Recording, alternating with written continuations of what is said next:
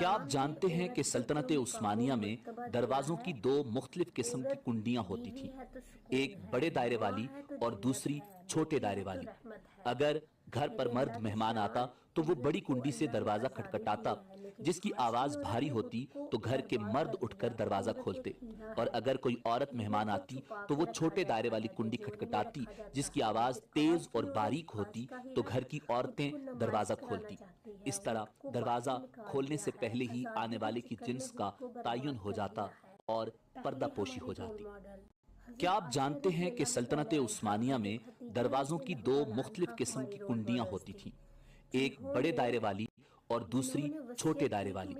अगर घर पर मर्द मेहमान आता तो वो बड़ी कुंडी से दरवाजा खटखटाता, जिसकी आवाज भारी होती तो घर के मर्द उठकर दरवाजा खोलते, और अगर कोई औरत मेहमान आती तो वो छोटे दायरे वाली कुंडी खटखटाती, जिसकी आवाज